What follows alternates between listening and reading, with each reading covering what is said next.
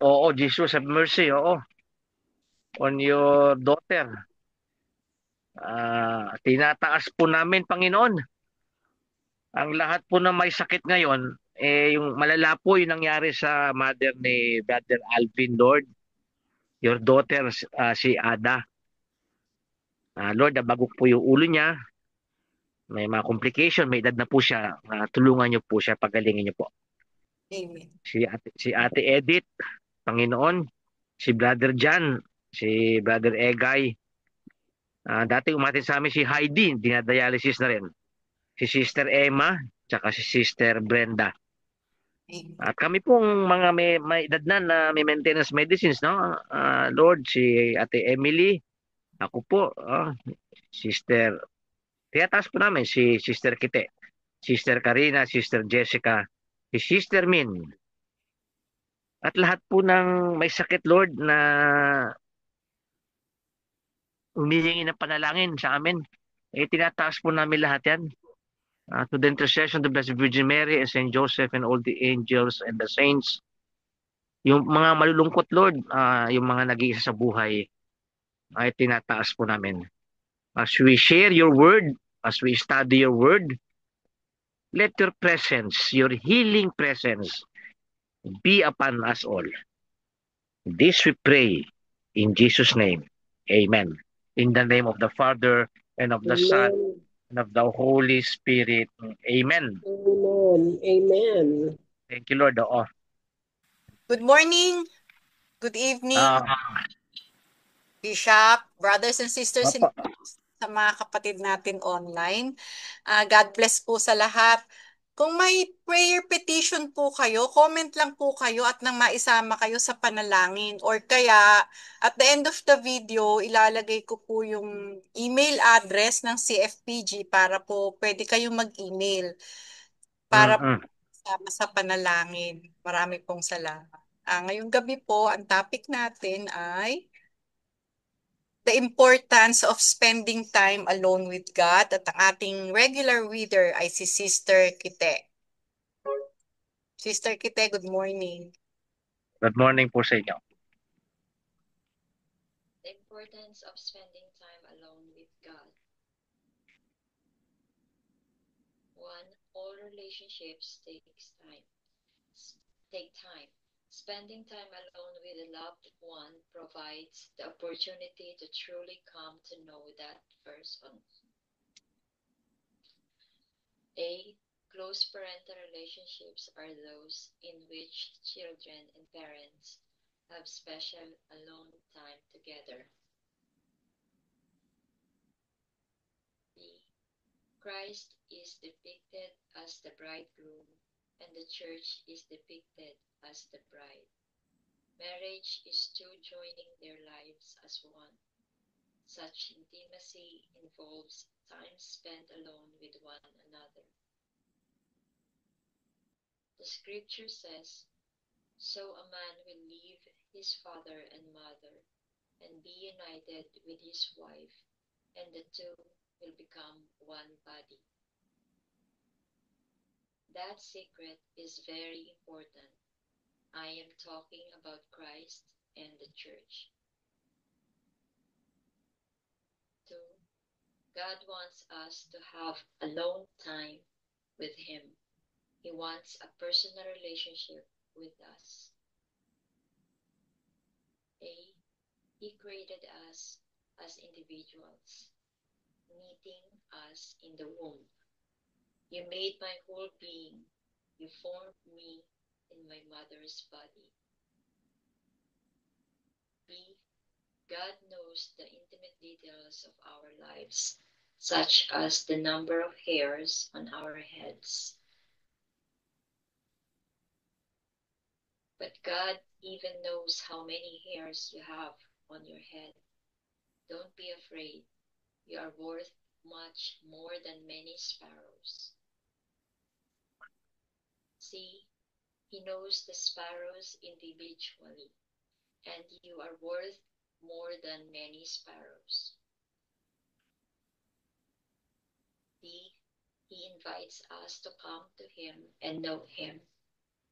Come now, Let us settle the matter, says the Lord. Though your sins are like scarlet, they shall be as white as snow. Though they are red as crimson, they shall be like wool. Look, I am coming soon. Blessed is the one who keeps the words of prophecy written in this scroll.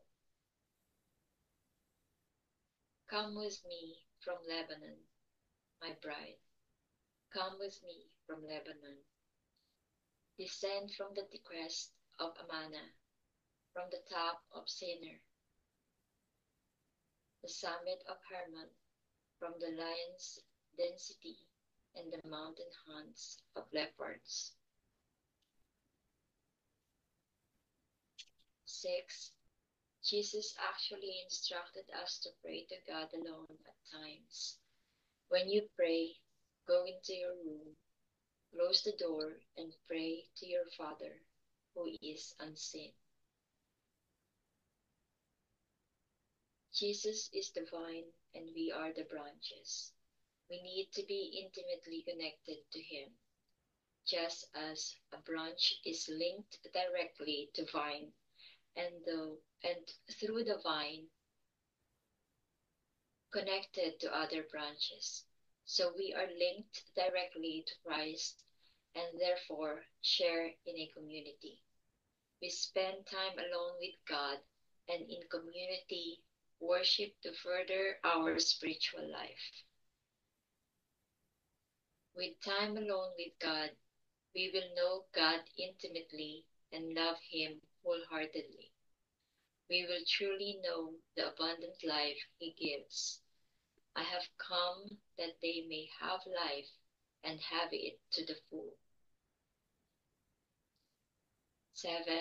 Spending time alone with God allows us to focus on Him and hear His word. We continue to abide in Him and enjoy His intimacy to which He calls us, and thus be filled with His loving presence. We love silence and being alone with God, for we want to be alone with Him, whom we love, in order to think of Him, often to tell Him again of our love. We set apart sufficient time to think leisurely and lovingly on Jesus, to draw unto us through prayer His Spirit, His disposition, and His grace. God bless. Praise Jesus, no?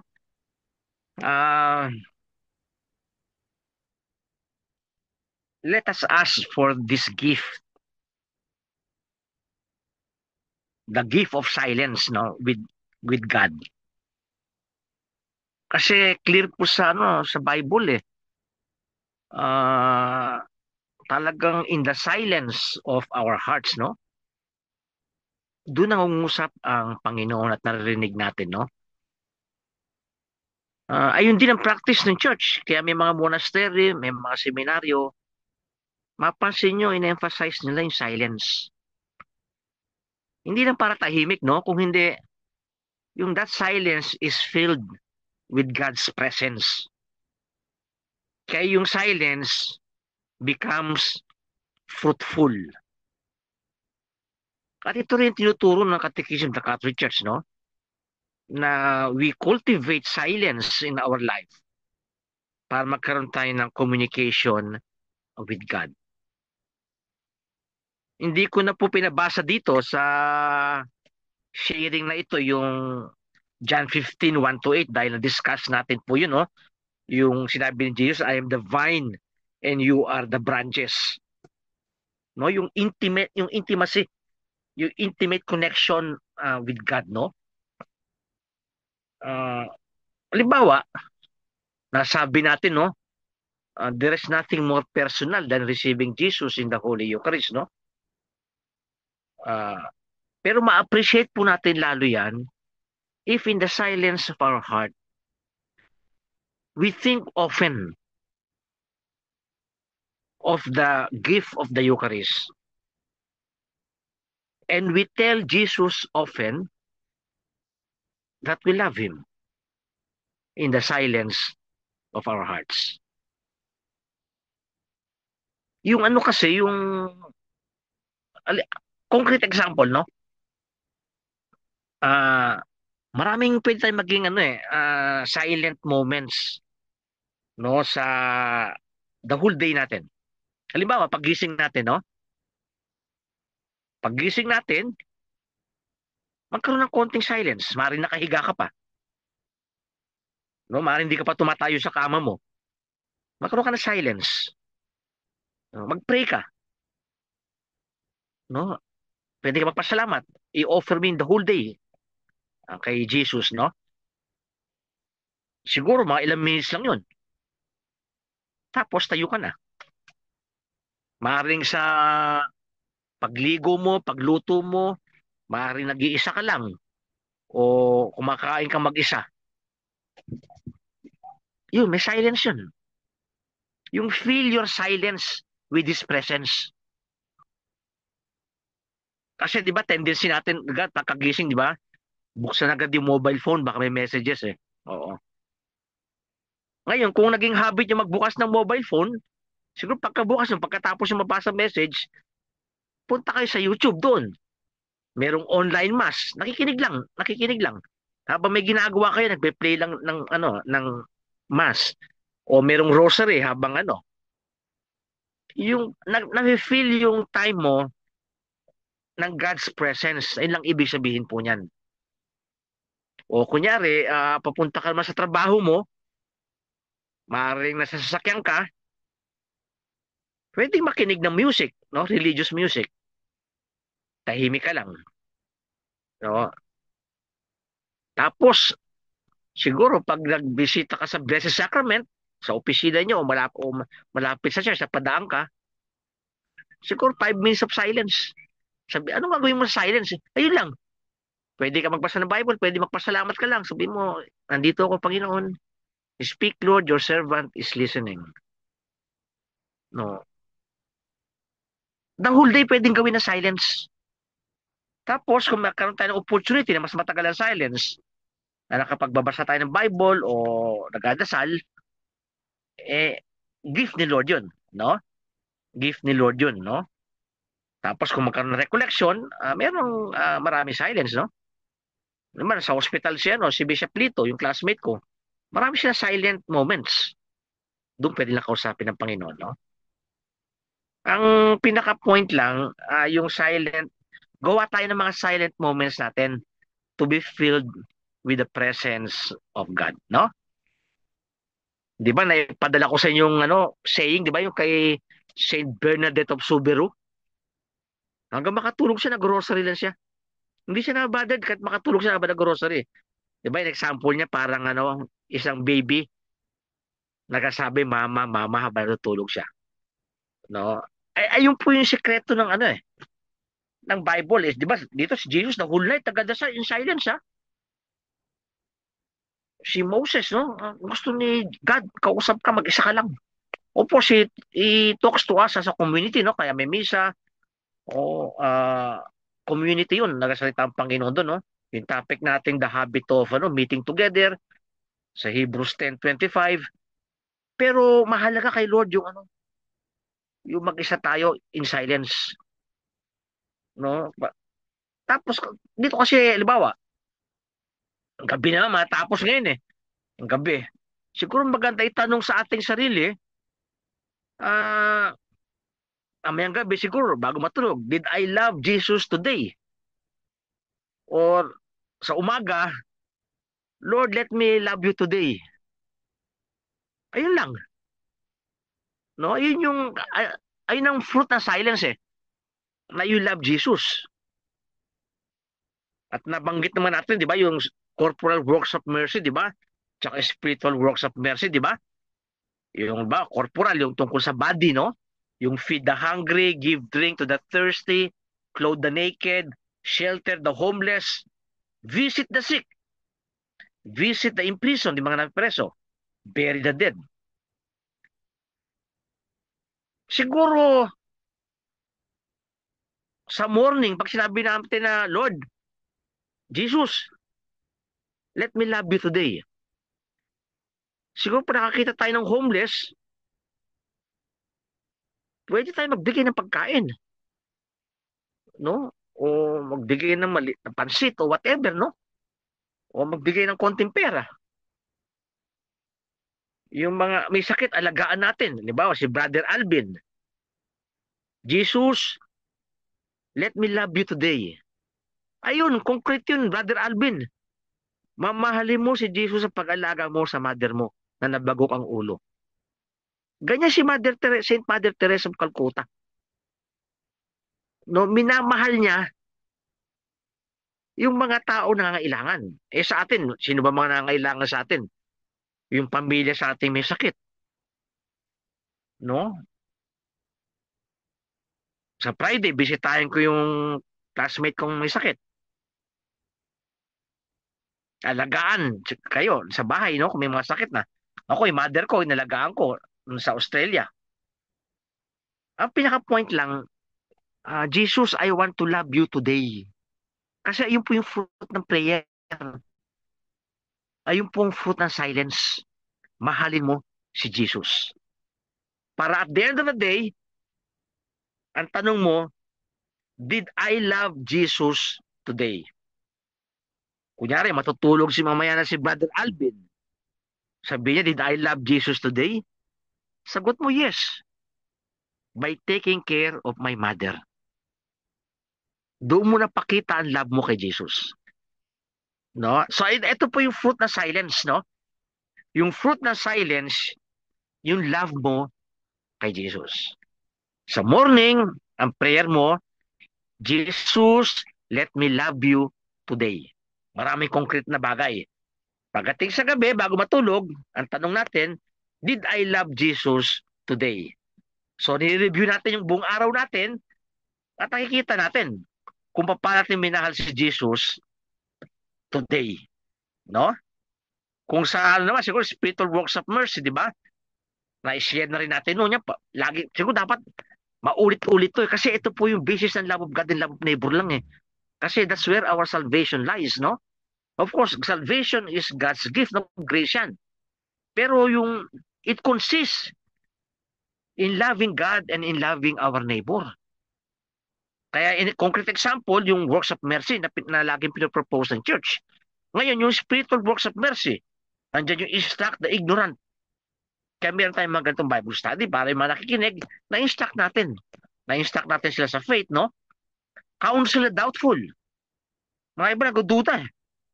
No, sa buhay nila, may meaning ba ang buhay? Ganito ba talaga buhay? Pinanganak, magtrabaho, nagkasakit, namatay. Ganyan ba talaga buhay? May meaning ba ang buhay? Meron bang Diyos na nagmamahal? Ang Diyos ba mabait? O ang Diyos pinaparusahan tayo? No?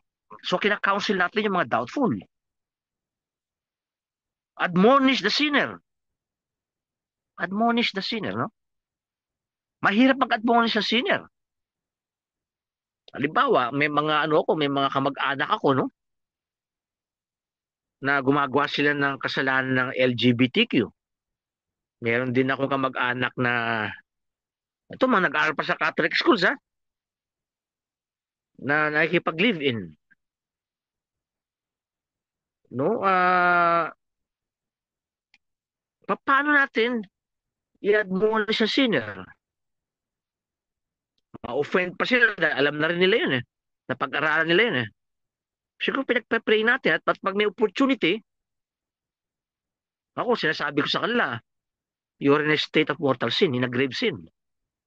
If you die without repentance, you will go to hell. No? Kasi ito sinabi ni Jesus eh. Ayaw niya yung ganyan. No? Pero ayaw po yun. Love of neighbor yun eh. Love of neighbor yun. No? To, admonish the sinner, no? Tapos bear wrongs patiently. No? Kung anong gawin sa'yo, no? I-chismis ka, siraan ka, aapihin ka, kung ano-ano sabihin sa'yo, no? we keep on bearing wrong patiently. No, kasi Jesus, I want to love you today. Siguro ayun po yung two questions na gusto kong iwan sa inyo, i-share sa inyo, no? Kasi topic natin silence na being alone with God. Ito po yung fruit nito. Nung una, sa umaga, ang prayer natin, Jesus, I want to love you today. Sa gabi, bago matulog, ang tanong, did I love Jesus today? At may examples yung corporal works of mercy. At isang example pa yung spiritual works of mercy, no? Forgive offenses. Pag nagpapatawad ako, pinakita ko, mahal ko si Jesus. Pag nagpatawad ako. Ngayon, may isang pinatawad mo, pabalik-balik. Temptation na yan, temptation. Napatawad mo na yan. Pero pabalik-balik, temptation yan. Gawain ni Satanas yan Nakalagay sa Revelation 12, no? He accuses us day and night. Ganyan siya Satanas Yung nagawa mong kasalanan, pinatawad ka na at yung mga pinatawad mo, pabalik-balik yan. Ang tawag niyan temptation. Pag na-overcome mo yung temptation kasi magalit ka uli. Meron ka na merits. Ayun ang merits. Ayun yung kumbaga sa mga puntos. Yung glory mo tsaka joy mo sa heaven, tumataas. Nakalagay yan of course sa 1 Corinthians 15 verse 44, di ba? Merong beauty ang sun, tungkol kay Jesus yon. Merong beauty yung moon, si Mama Mary yun. Merong beauty ang stars. Ayan yung mga simpleng taong nagmahal kay Jesus, nakapunta sa langit. And among the stars, there are different kinds of beauty. So may mga Kristiyano na because of their heroic virtues, iba ang kanilang beauty sa heaven, no?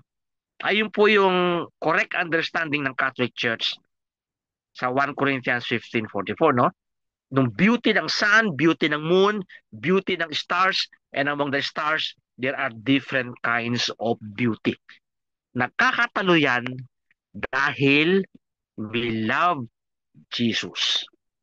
Ayun po nagagawa ng silence. No? Ayun po nagagawa din ng, kaya pa nagsimba ka ngayon, fruit of that silence, you show your love to Jesus by attending the Mass.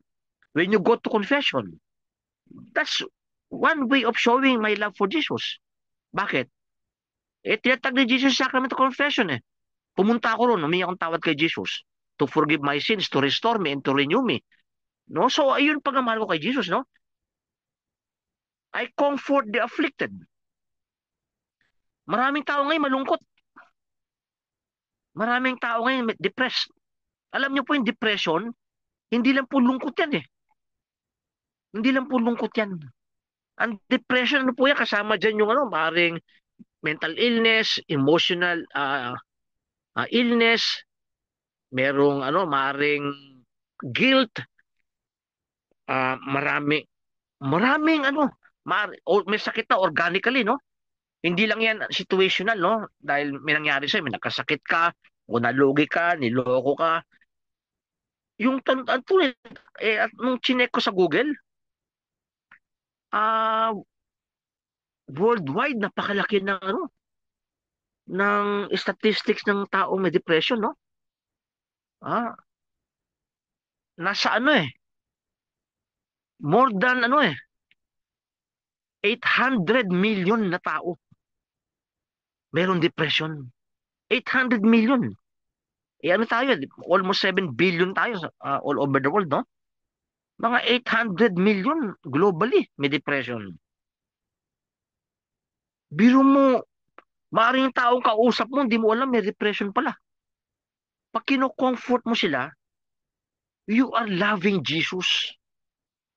You show your love for Jesus. Maraming ways to show our love for Jesus, no? pray for the living and the dead. Spiritual works of mercy, no? Pinagdadasal natin yung mga buhay at mga nasa purgatorio. That's how I love Jesus. Kunyari, pinagdadasal ko lang, hindi pa kunyari, dahil everyday pinagdadasal ko yung mga kaluluwa sa purgatorio. That's how I love Jesus.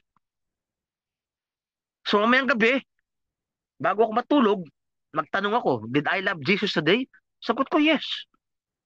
Pinagdasal ko yung mga buhay, pinagdasal ko yung mga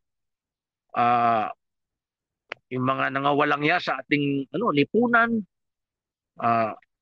pinagdasal ko yung mga makasalanan, mga kamag-anak ko rin nag-live in sin, pinagdasal ko yung mga kino-comfort ko yung mga for counseling. No, pinapatawad ko yung mga nagkasala sa akin. No, yung mga may doubt sa buhay, kina-counsel ko. At patuloy ang instruction ko sa mga ignorant, meron tayong Bible study, may mga homily ako. Tapos pag yung kaya ko lang tulong sa mga pulubi, bigyan ko sila ng 20 pesos. Kasi budget ko 100 pesos lang sa mga pulubi per day, dahil wala naman akong resources. Binibigyan ko ng 20, yung iba tigta 10. No, ganun ang ginagawa ko. So, pinakita ko yung love ko kay Jesus. Pero kayo, sa pamilya niyo mismo, ipakita niyo yung love niyo kay Jesus. Jesus, today, I will love you. Paano? Alagaan ko yung asawa ko. Alagaan ko yung nanay ko. Patawarin ko yung members ng family. Unawain ko sila. Pagmamahal yun. Yung mga virtues, kasi yung intimacy natin kay Jesus, yung sa prayer, yung being alone with Him, doon po nag-start yung doon na-develop yung ating personal encounter with Jesus. Sa mga moments na to, yung kaya the vine and the branches, diyan na de-develop ang intimacy natin kay Jesus, Tapos, dahil na-develop ang intimacy natin kay Jesus, na alam natin hindi nagagawa ng ating pangsarili, hinihiling natin ang tulong ng Holy Spirit. So, intimacy with Jesus by the power of the Holy Spirit. Tapos, we offer that to the Father. Trinitarian yung ating relationship sa God. At ang bunga ng ating Trinitarian intimate relationship during our silent moments with God ay the life of grace, the life of virtues. Kaya tanungin nyo ang sarili nyo, tinatanong ko rin ang sarili ko, am I growing in virtues? Maraming virtues Maraming virtues, Pwedeng virtue of humility. Pwedeng virtue of generosity. Pwedeng virtue of chastity. Modesty. Virtue of zeal. Yung masigasig ka pag tungkol sa Panginoon ang pinag-uusapan, the virtue of meekness. The virtue of patience, the virtues of kindness, the virtue of being polite. Nag-grow tayo rito. Kaya, isang way to look at our alone time with God kung fruitful o hindi. If we are growing in virtues, we are developing our intimate relationship with the Father, the Son, and the Holy Spirit, Ito lang po ginagawa ng buhay Kristiyano. At yung mga nasa seminaryo, yung mga nasa monastery, yung mga madre doon sa loob, nililive nito intensely sa buhay nila. So, their silence, napansin tahimik sa kumbento, is filled with the presence of God, Nag-grow ka sa ano, sa virtues, no? Hinahanap ko lang yung sa Philippians, no? Yung biblical basis ng virtues, no? Nasa ano to eh? Ah, Philippians chapter 4, no? Verse 4 and the following, no? Especially verse 8, no? Show a gentle attitude towards everyone. Alam niyo, pa nag-grow kayo sa virtue, you become gentle in your dealing with other people. At mas maganda, di ba, kung sa pamilya natin mismo, na umpisahan, gentle tayo sa pakikitungo sa isa't isa. Sa tahanan mismo, gentle ang pagkasalita natin. Gentle ang ating ikinikilos. Kung meron man tayong gustong itama, i-correct, gentle din ang pagkasabi. Ayun po ang ibig sabihin ng fruitful silence with the Lord. Aside from intimacy with God, we grow in virtues. Kaya reminder ni St. Paul sa Philippians chapter 4 verse 8, no? Ito sinabi niya, fill your minds, punuin nyo ang inyong isip with those things that are good and that deserve praise. Punuin ang ating mga isip. Kasi alam mo yung isip natin, dahil meron tayo effect ng original sin eh. Ang tendency kasi ng mind natin, yung mga negativity. No, sa emotions, nandiyan yung sadness, nandiyan yung aggression, nandiyan yung depression, nandiyan yung fear. Palitan mo yan, sabi ni St. Paul. Fill your minds. Punuin mo ang iyong isip, no? With those things that deserve praise. Dito kasi labanan sa isip, no? Kaya titingnan yung prayer ng Catholic Church, laging enlighten my mind, strengthen my will. No? Put order into my emotions. Kasi mga emotions natin, disordered yan. Sumusulpot minsan yan yung disordered emotions, no? Disordered emotions, naninigaw tayo, rude tayo, cruel tayo. Sumusulpot yan. We become unchaste. Disordered ang ating emotions. Kaya ang prayer lagi, with the grace of God, sa intimacy with Lord, maging ordered yung ating emotions, no? Yung mga LGBTQ tsaka yung mga nag-live-in lang, ang kanilang emotions disordered. Tapos yung mind nila hindi enlightened. Kasi hindi nila alam kung dapat bakit sila nag-live-in, bakit gumagawa sila mga LGBT. Because their minds are not enlightened. Kaya sabi ni St. Paul, fill your minds with those things that are good. Kaya ito po yun lalo ngayon sa digital age tayo, no? Marami tayong mga gawa. Ini-encourage ko lagi yung community ni Bishop Lito, no? Na gumawa ng mga YouTube kahit 1 minute, 2 minutes. To fill the minds of people with good things and are worthy of praise. Halimbawa, kung gusto niyo gumawa kayo ng rosary din, mag-rosary kayo, i-tape nyo. Para pag namatay kayo, meron kayo maiiwan sa mga anak nyo, sa mga apo nyo. Ay, si Lola. Ay, si Mama. May souvenir sa atin bago siya umalis. May rosary siya sa YouTube. Pwede nyo gawin yan. Pwede rin i-record nyo. Divine Mercy Chaplet. Boses nyo na. I-YouTube nyo. Boses nyo na. No? Ako sa misa Meron ako sa YouTube, 2 kasi misa.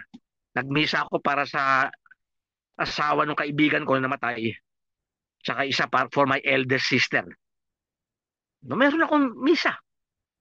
No, ayun ang iiwan ko. No? Pati yung sermon ko ron. No, iniwan ko ron, no? Yung sermon ko ron. Marami nag-profit sa sermon na yun. Kasi hinanda ko yung sermon yun eh. Dahil alam ko mga tao makikinig doon. No? Kaya, pwede nyo gawin yan. Mag-grocery kayo, i-YouTube nyo. Mag-Divine Mercy kayo, i-YouTube nyo. Mag-Station of the Cross kayo, i-YouTube nyo. Souvenir nyo na yan na may iwan nyo sa mga anak nyo, sa mga apo nyo, o sa mga kaibigan nyo. No? O kung meron kayo natutunan sa buhay, no? Sabihin nyo in 1 minute, 2 minutes. Kasi nasa digital age tayo, no? Itutuloy ko yung pinagbasa ko, no? Things that are true, noble, right, pure, lovely, and honorable. Ayan daw ilagay natin sa ating mga isipan. Di ba? Principle ng computer, di ba? Yung gigo, di ba? Garbage in, garbage out. Kung ano ipasok sa computer, ay hindi nilalabas. Ganon din dito. Kung ipasok mo things that are true, noble, right, pure, lovely, and honorable, ayan din nilalabas. Kung nilagay natin dito. Pwede din natin ilagay sa YouTube. No, the things that are honorable, no? Kung meron kayong devotion na gusto niyo devotion, ilagay niyo na sa YouTube, kayo na author niyan. No, mag-grocery, Divine Mercy Chaplet, Divine Station of the Cross, prayer to Saint Padre Pio, o the Angelus, the angel of the Lord declared unto Mary. Nung dati dinadasal lang sa school namin. Sa school namin pagtanghali, dinadasal yan eh. No? Dati ginagawa din ng yan eh.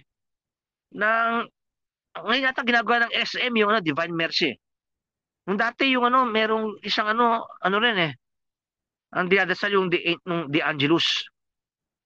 Pwede nyo gawin yan. Kasi that is true, honorable, no? Put into practice what you learned and receive from me. Si Saint Paul nagsabi nito. Kasi pinractice si Saint Paul to eh. O sinabi ni Saint Paul, put into practice what you learned. Kung ano natutunan nyo. At kung ano tanggap nyo sa akin. Ganon din ang yung mga na-experience ko, pwede ko masabi sa inyo. Kung meron kayo natutunan sa akin, sa mga natanggap nyo sa akin, put that into practice. Ganon din sa mga tao makikinig sa inyo. Pwede nyo sabihin, put into practice what you learned from me and what you received from me. No, ayan ang legacy may iwan nyo sa mga anak nyo, sa mga apo nyo, sa mga kaibigan nyo. No, kaya yan? That's how you love Jesus, no? And at the end of the day, ang tanong nyo, did I love Jesus today? No, kaya and the God who gives peace will be with you. Gift ng God ang peace eh. No? Meron ako i-share sa mga classmates ko dahil karami ng mga classmates ko puro may mga sakit na rin. Nagka-suffer na rin, no? May sinabi ako sa kanila eh. Pala ko na-share ko rin sa inyo to, no? Ito po yung sinabi ko sa kanila, no? Siguro, one time siguro, lalagay ko to sa YouTube o isa ko sermon, no? Hardships and happiness are not incompatible. If we say yes to God and unite our trials with those of Jesus on His cross, we grow in our spiritual life. God gives us the grace to bear anything joyfully and to have peace in the troubles of life. 3 points po ito eh.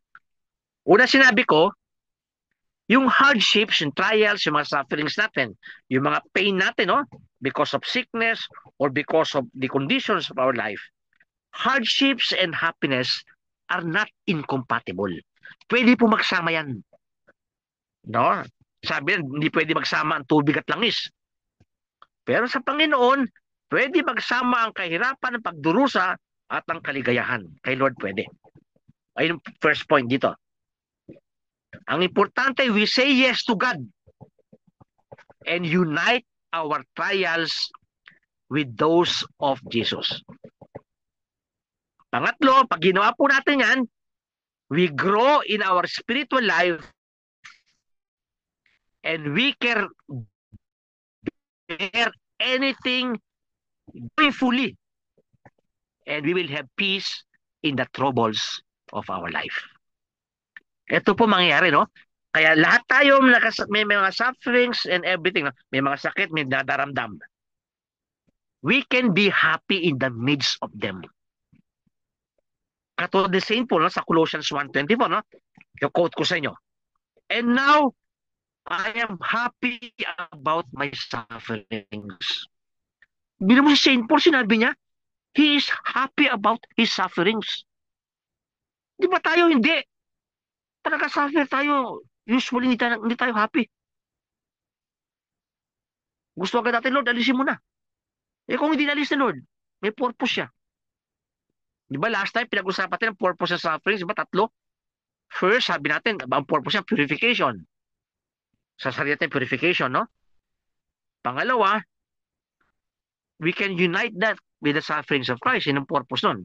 Pangatlo, sabi natin, it can be offered for the salvation of others. Yung sufferings ko para sa anak ko to, Lord. For his conversion. Lord, yung sufferings ko para sa asawa ko. Lord, yung di ba, kaya natuwa ko, Sister Karina, maganda yung pinadala mo, no? Nung kay Nova, Villa. Yung 10 years alagaan yung asawa niya na merong na-stroke. Matinding stroke yun eh. Hindi Yes na po. makagalaw. Kasi may ibang stroke nakagalaw, yung mag-stroke nakagalaw, no? Siya hindi.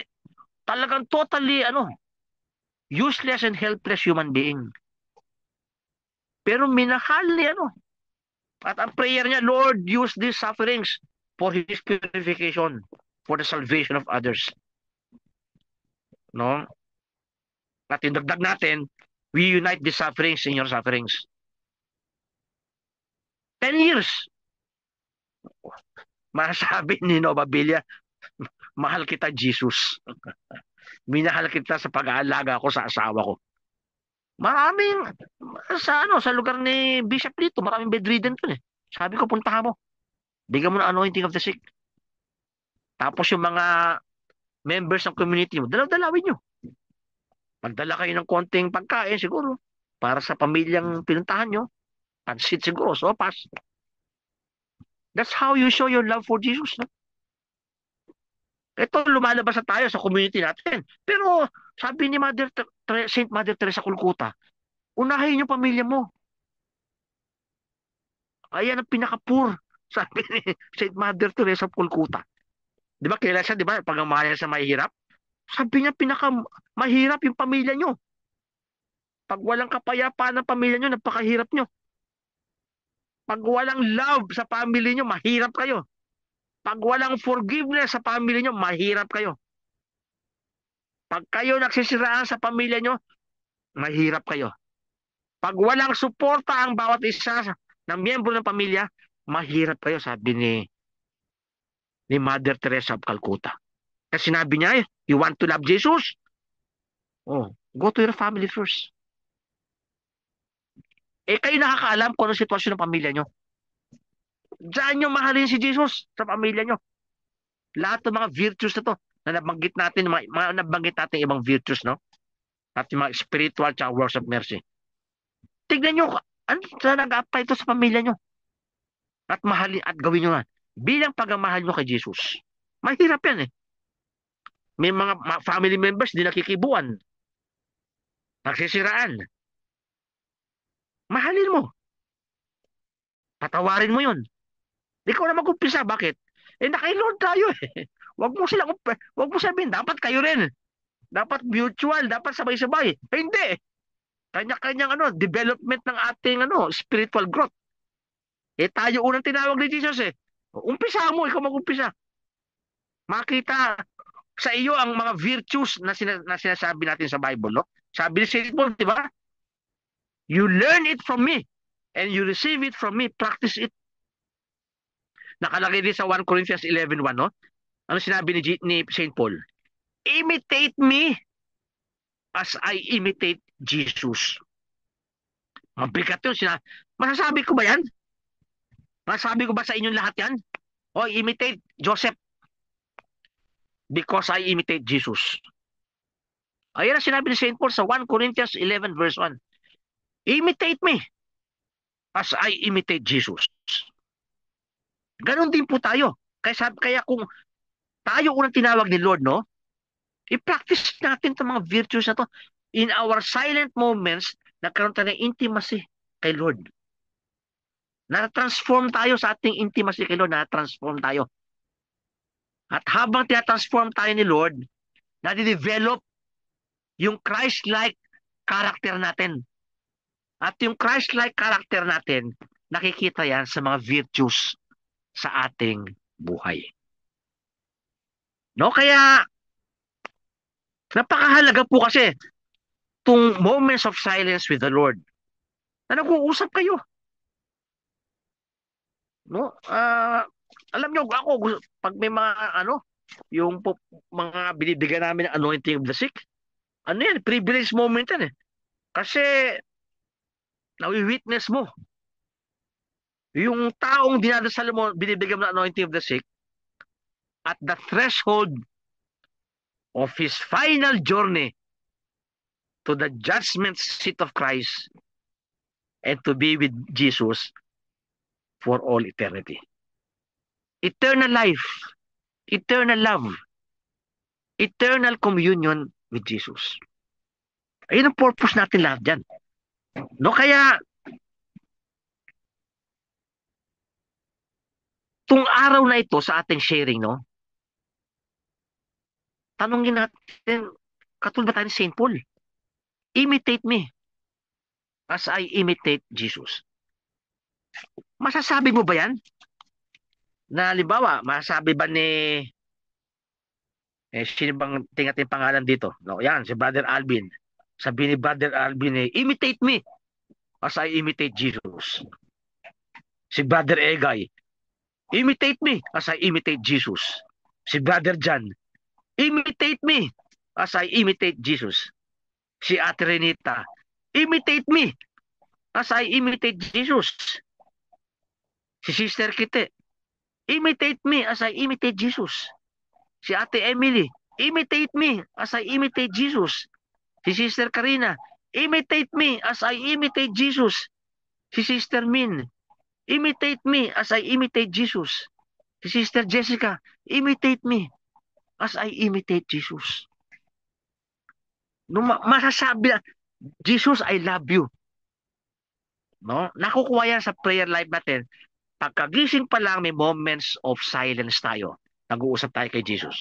Jesus, let me love you today. And at the end of the day, did I love you, Jesus, today? Siguro, minahal kita, pero may pagkukulang. I'm sorry, Jesus, bukas, I will improve my love for you. I will make my love for you better. No, ayun po yun, no? Kaya, halos lahat po yata tayo dito, mga binanggit kong pangalan, may mga sakit o may mga dinaranas sa suffering, no? Ayun po, isipin nyo, no? Hardships and happiness are compatible. Hindi yan incompatible, compatible yan. You can have hardships and at the same time, you have happiness. Paano? If we say yes to God and unite our hardships, our trials with those of Jesus on his cross, then we grow spiritually and we can bear anything joyfully and with peace in the troubles of life. Maalala nyo si Jesus when he rose from the dead, ang unang greetings niya sa kanyang apostles, peace be with you. Ang daming takot ng mga apostoles kasi sila isusunod eh. Papatayin sila. Because of fear of the Jews, nakatago sila. Ayun po, hardships in life.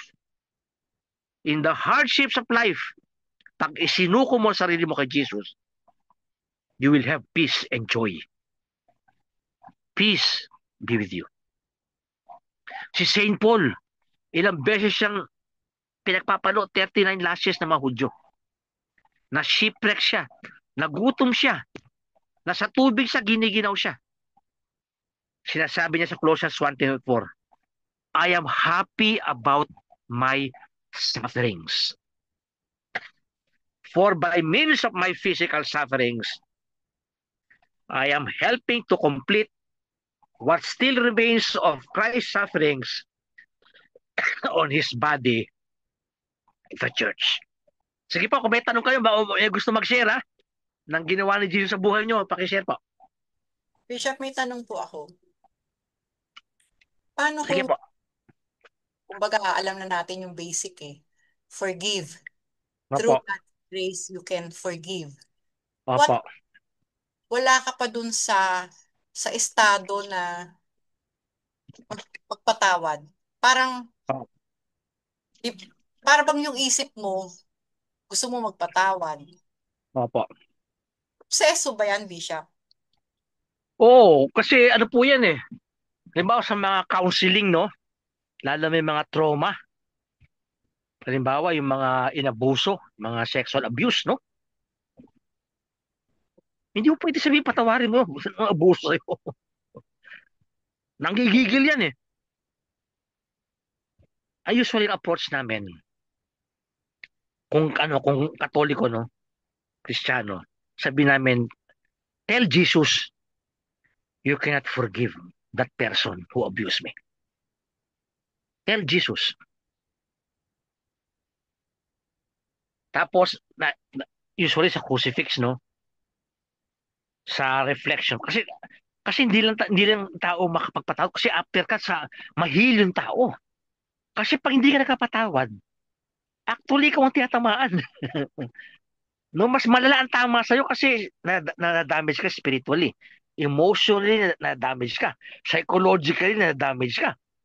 Ngayon, hindi mo agad nila makita na advantageous sa magpatawad. Kasi akala na pag magpatawad, dating gawi uli. Iba po yun, iba yung reconciliation. Nung di ba na sharing sa atin ni Sister Lilian, iba po yung forgiveness, iba yung reconciliation. Ang forgiveness, pinatawad mo na siya na sa ginawa niyang kasalanan, pero hindi pwede mag-reconcile hanggang hindi nagagawa yung mga bagay na dapat gawin. Halimbawa, yung mga abuse ng mga pedophile, na biktima ng pedophilia.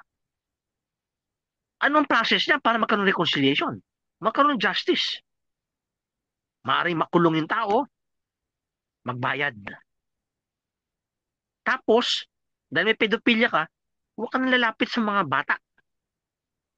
Para magkaroon ng reconciliation na matatanggap mo siya sa community. O sa halimbawa, huwag natin sa community na, sa pamilya na lang, halimbawa. Sa pamilya, kunyari,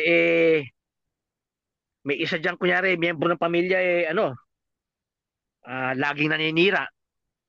No? Pinatawad mo siya. Pero hindi nangahulugan na tuloy-tuloy yung kanyang paninira. Kaya na ang justice, may stop yun, ng paninira niya.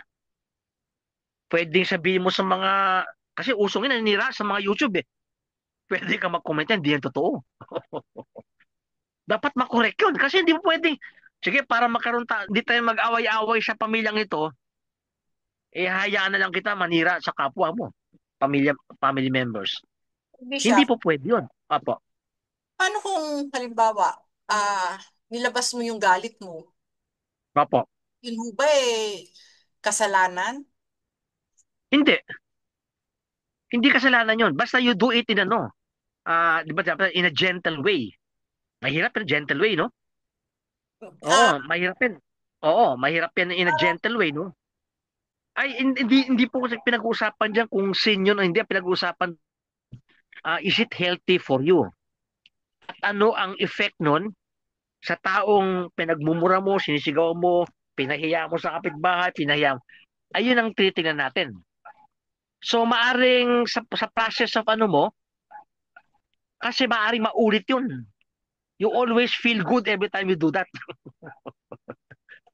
Na-enslave ka. Kasi, akala mo, once lang yan. From experience, hindi yung once. Paulit-ulit yan. So that you will feel good, you will always do that. You become enslaved na sa sa passion, disordered expression of anger. Disordered expression of anger yan eh. So, halimbawa, yung tao gusto mura na mura. Pinagmumura lahat ng tao sa bahay niya. He feels good. Sakit na yun. That becomes sinful kasi na-enslave ka na. Hindi naman, siguro once siguro. Pero magiging pattern yan. At in the end, ang masisira, ikaw. Bakit? In your life, you are full of bitterness, full of anger. No? Mana-damage ka. Even from the psychological point of view. No? Kaya may mga counseling, matagal na proseso. Pero maaaring siguro once, no? Pero pag hindi na-check yan, paulit-ulit yan. Every time you want to feel good, gagawin mo uli yan. Every time you want to feel good, mumurahin kita, babatuhin kita ng sapatos, batuhin kita, paluin kita. You will always feel good. Na-enslave ka na. Yung what you are trying to correct, hindi na makakorek yan. Kasi yung means na ginamit mo. Kaya 'di ba sa mga counseling, 'di ba? Sinasabi nila no violence, no touching, no hurtful words. May mga may mga parameters kasi tinutulungan mo yung tao mismo, hindi nila nakagawa ng kasalanan. No, halimbawa, kaya meron tayong justice system. Tao hindi mo papatayin. Nahuli mo na. Ikulong mo na, huwag mo na-torturein. May mga parameters yan. Kasi otherwise, yung the system itself will enslave you. At yung taong gumagawa niyan, maging habit. Nagto-torture siya, mapatay siya. Pag nai-insulto siya. Di ba nakita sa YouTube? Nabanggalang motorsiklo, pinagmumura, babarilin. He feels good about it. Hindi niya akalain ganun mangyari, no? So, what you think when you feel good, maaring sa una. Pero I guarantee you, hindi lang yung una. Paulit-ulit yan kasi ikaw mismo na-enslave sa ganung web of anger. No? Kaya yung anger, mahirap i-handle yan. No? Para ka sasabog yan, parang bola yan, na ininom mo sa tubig. Binabaon mo yung bola sa tubig. Pag binitawan mo yung kamay mo sa bola, yung bola tatalsik. Kasi hindi na handle properly yung emotions of anger. The same with the anger, with other emotions. Emotions of jealousy. Emotions of pride. Emotions of lahat ng 7 capital sins. Pag hindi na handle yung emotions na yan, iba epekto niyan, iba. Sige po, may mga tanong pa po. Sige po. Kasi merong anak yung isang kaibigan ko. Na talagang LGBTQ siya. Pero may kaya, kumbaga talagang alaga niya isang orphanage, talagang suportado niya. Yung kung magbigay siya ng tithes niya, talagang buo, yung lahat talaga ganun. Pero ano status kay Lord nun? Ano po yan eh? We cannot judge the heart, no? Kasi si Lord lang makaka-decide kung ayun ay mortal sin o hindi. Pero sa batayan natin ng kaya nga sa kung ang lagi namin i-emphasize lagi niya, grave sin yun, grave sin. We cannot say truly na mortal sin. Grave, no? Objectively, grave, maring objectively mortal. Pero makakaalam talaga niyan kung talagang mortal sin si Lord. Kasi halimbawa ang LGBTQ, no? Hindi mo alam meron siya emotional wounds. Maaring na-abuse siya nung bata siya. Maaring meron siya rejection nung bata siya. So, ang basis lang natin, yung outward behavior na pwedeng makasira sa lipunan. Kasi halimbawa, LGBTQ, tapos magiging pedophilia yan. Kasi lagi ko sinasabi sa mga LGBTQ, no? walang LGBTQ na hindi promiscuous. Alam promiscuous, no? Nagiging maraming partners. Ayan po ang tendency niya kasi sickness yan eh. Sickness. Ako pagtingin namin dyan, sickness yan. Dahil may sickness, iba ang pagtingin mo sa taong may sakit. Halimbawa, ikaw meron kang nakahiga ka dahil may lagnat ka. Tapos iba trato ko sa'yo. Uy, tatamad-tamad ka, magtrabaho ka nga dyan. Nakahiga yung tao may sakit. So, ganun din tao ang LGBTQ.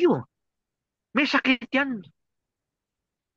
Kaya yung ano dyan, yung sinasabi lang natin, yung maaari masamang epekto niya sa lipunan, masamang epekto niya sa relationship, lalo sa Christian relationship, pero with regards to ano dyan, yung pag-deal dyan, the church is very compassionate kasi may sakit yan. Kaya ako marami akong kaibigang LGBTQ, mga successful, no, sa kanilang career. Pero ang problema nila, iba-ibang partner din. No, parang kumbaga sana parang lalaki. Yung lalaki nagiging promiscuous, di ba? Ganyan nangyayari sa kanila. No? Pangalawa, pati pamangkin ko, may mga pamangkin ako, LGBTQ, no? Paano ko tatanggapin yan? Tanggap ko yan. Pero nabawi, yung kapatid ko sa Australia, pamangkin namin, gusto tumira sa kanya. Kasama niya yung partner niya. Ang sinabi niya, pwede kayo tumira sa bahay ko pero hiwalay kayong kwarto. Kasi may mga anak ako. Yung mga anak ko, panakita na pinapayagan ko yan, anong klase may tuturo ko sa anak ko? So, tanggap po kayo rito, pero hiwalay na kwarto kayo pag matutulog. No? Halimbawa, sa wedding. Attend ba ako ng wedding ng LGBTQ? Attend ako sa reception. Kasi anong klaseng witnessing ako? Na pinapayagan ko yung wedding ng mga ganyan. Hindi ako attend ng wedding. Baka makasama sa kanya, tanggap kita. Pero, iba yung Christian belief natin eh. Pero sa reception, at yung gift, may gift ako sa'yo. Pwede yun. Ayan, mga proper advice sa mga talagang katolikong na tunay sa pag-handle ng mga LGBTQ, no? Ganyan. Dahil ano mo yan eh, anak mo yan o pamangkin mo, that's how you deal with them. May sakit. May sakit yan. No? Kaya only God will know yung heart niyan. Usually kasi, alam mo sa findings niyan, ano yan eh, tinamaan yung early childhood nila. Daming trauma. Rejection ng family, na abuse sexually, nagkaroon ng rejection sa school, na bully, o nagkaroon ng meron akong kilala, niloko ng boyfriend, tapos naging mas gusto na niya yung kapwa babae. Ano yan, marami psychology, tutulungan mo siya. Oo. Kaya meron ganyang organization sa sa states nung ang tawag niyang courage na organization para sa mga tao. So tinutulungan, may silang spiritual guide, may mga pari doon, may mga madre para ma-handle sila. Oo, ganun, no? So kahit na they fail from time to time, naunawaan yan at lalong maunawaan si Lord sa nangyari sa taong yan. Oo. We never condemn them, we never condemn them. May sakit yan eh. Oo. Ganon. Ayun po yung niyan, no? So, only the Lord will know ano nangyari talaga sa buhay niyan. Oo. Ganon. Sige po, baka may tanong po kayo doon. Oo. Okay na po. Thank you, Bishop. Sige po. Siguro ganun po next time, no, pag mga para kay share ako, pwede kayo sumingit pag may matanong. Ha? Ganun po, Tapos may tanong po lagi yung isang spiritual director, magiging saint din si Bishop Fulton Sheen. Do I pray enough for people? Kaya tuwan-tuwa ako, meron kayong vigil ministry, Ate Emily. Ang tanong lagi, do I pray enough for people? At sa atin, no, of course, normal na ipagdasal natin yung family members, no? Pero tanong niyo sa sarili niyo, no, individually, lagi ko ba sinasama sa prayer ko yung members ng Christ Family Prayer Group, San Martin de Porres Church, si Brother Aldrin, Sister Karina? Tanong niyo lang kung sinasama niyo sa prayer. Kasi po yung prayer natin, dapat lumalawak po yan eh. Oo. Oh, si Brother Aldrin. Oh, God bless po, Brother Aldrin, no? Ah, ayun po, do I pray enough for other people other than my immediate family members? No? Medyo lawak-lawakan natin yung mga taong pinagdadasal natin. Ayun po yung yung malalaman din natin yung growth ng ating spiritual life, no? Halimbawa, may mga ni-refer sa akin din si Sister Jessica na mga may sakit, no? Hindi ko makilala personally. Pero sinasama ko po sa misa yun, no?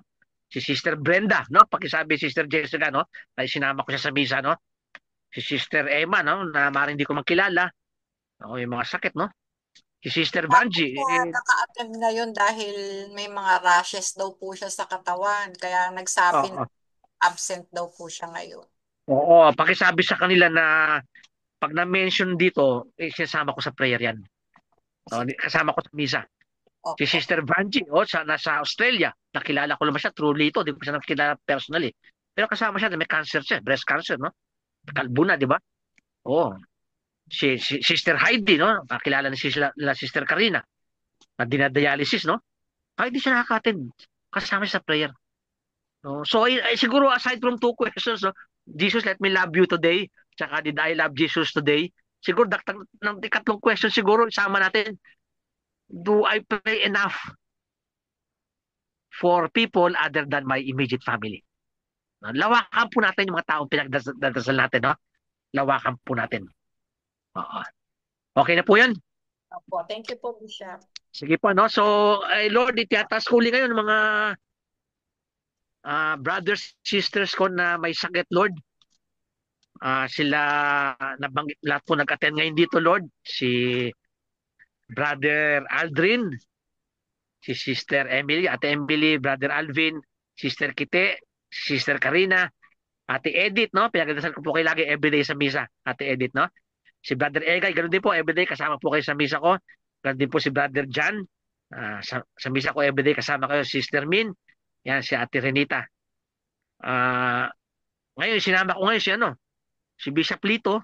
Sinama ko po ngayon si Bishop Lito, yung classmate ko na dinadialysis ngayon after nagkaroon siya ng bypass operation. Lawakan lang po natin yung ating mga taong pinagdarasal natin, no? Yung mga napanood sa YouTube na nakakaawa, no? Mga istorya sa YouTube na di natin kilala, sinasama rin sa prayer pag nakita nyo, no? Catholic practice po yan pag dumadaan sa sementeryo, pinagdadasal yung mga tao ng sementeryo, no? Gawin natin Catholic practice, lawakan natin yung mga taong pinagdarasal natin. Jesus, maraming salamat po. We trust you and we have confidence when you say, ask the Father in my name and I will do it. In your majesty, in your power, in your authority, we ask this in the name of the Father and of the Son and of the Holy Spirit. Amen. Amen. Sige po. God bless po sa inyo, ha? God bless po. God bless. Salamat po. God bless po. God bless po. Okay. God bless po. Maraming salamat po sa lahat. Pinagdasal po natin si Nanay Ada, ha? Pakisupport po kay Nanay God Ada. bless po. Thank you po, Bishop. Pinagdasal po natin siya. God bless. Po, God bless po. Okay po.